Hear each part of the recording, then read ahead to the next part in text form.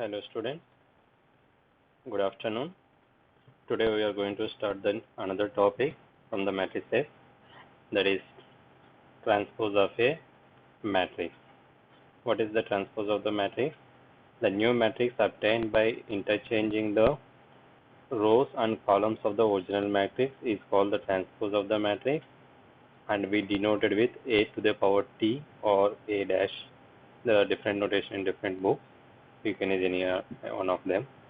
So here the rows and columns are interchanged. Let's take an example to understand this.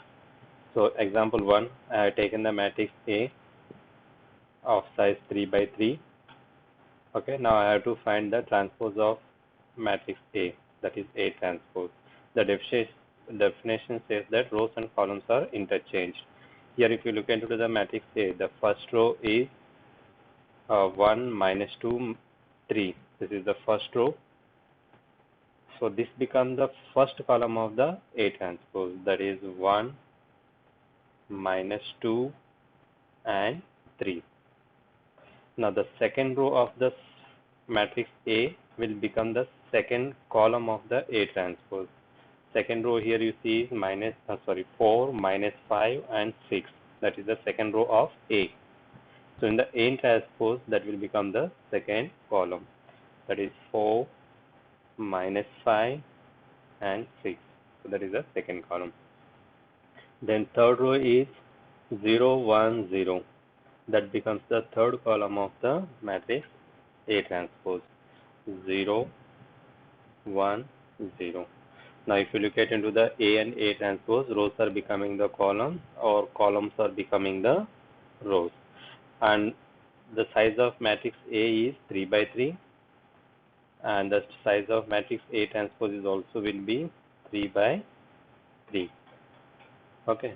Now let me go to the second example. B equals to 1, 2, 0 in the first row, minus 1, 2, 1 in the second row.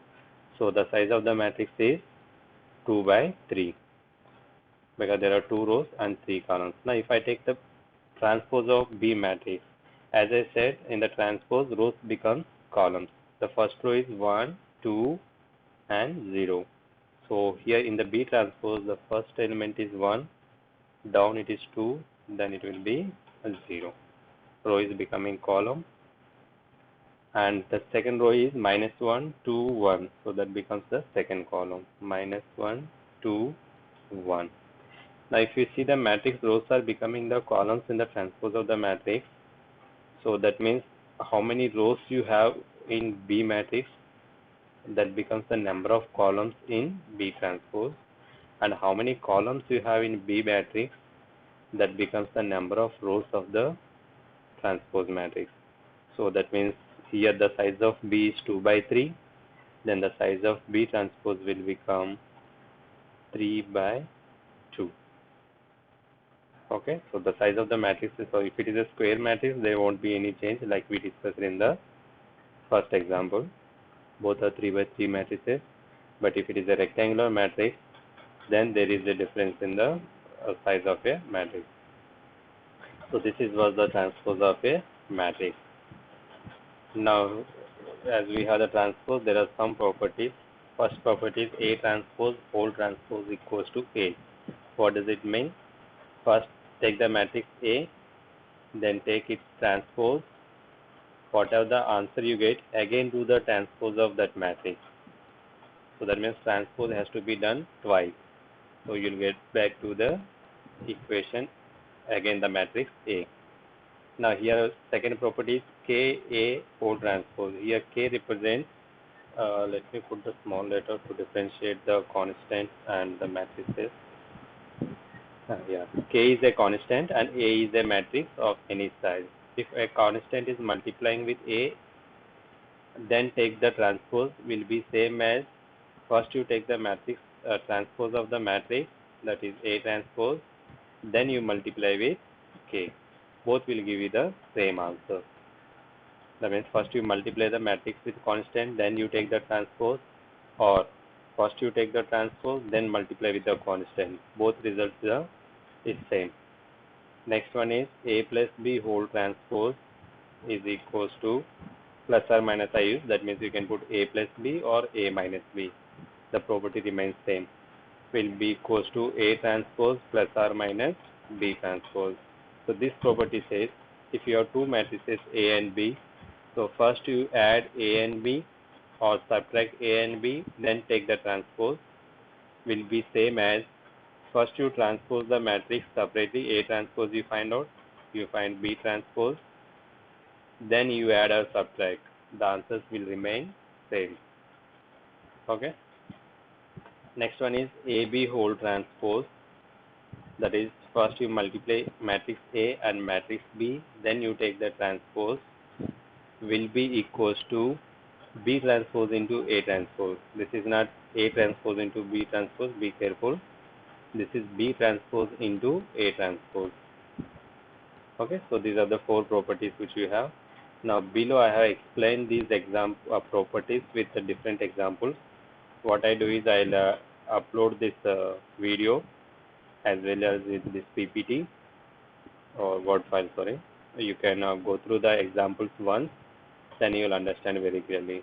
If any doubts, you may ask again. Yeah, after discussing the definition of the transpose of the matrix, there are two more words to be discussed. One is symmetric matrix and another one is Skew-Symmetric Matrix. The definition of symmetric matrix is the transpose of a matrix A will be same as the matrix A, then it is a symmetric matrix. And if transpose of matrix A is negative of matrix A, that means A is multiplied with -1, then it will be equal to the transpose of that matrix. Then we call that matrix as a Skew-Symmetric matrix. Example, let me take the C matrix as 1, 2, 3, 2 minus 4, 5, 3, 5 minus 6. If I find the transpose of this matrix, I'll get again same. If you observe the C matrix and C transpose matrix, both are the same only. So that's why we call it as a symmetric matrix. For the Skew-Symmetric matrix, let me take another example D. I have here D matrix. Then I found the D transpose, rows and columns are interchanged. So this is the D transpose matrix. Then what I did is for the D matrix, then I find the negative of D. Negative of D means multiply D matrix with -1. Okay. Now if you observe the D transpose matrix and D matrix, both are same. That means D transpose equals to -D. Hence D is a Skew-Symmetric matrix. Okay. So next class we will discuss how you can split a given matrix into symmetric and Skew-Symmetric matrix as a sum. Okay. So if any other doubts are there, you may. Now I have a question. If you observe the symmetric matrix here, except the diagonal elements, above the diagonal elements and the below the diagonal elements are same. That's how we get the symmetric matrix.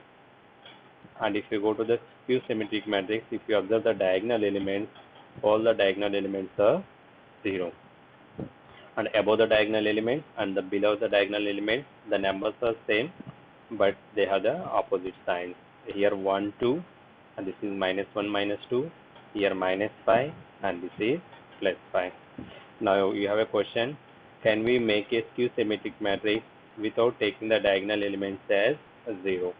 So try and find out, is it possible to make a Skew-Symmetric matrix without taking the diagonal elements as 0? And also you give the 2 examples of a symmetric matrix and 2 more examples for Skew-Symmetric matrix, and start solving the exercise question. Thank you.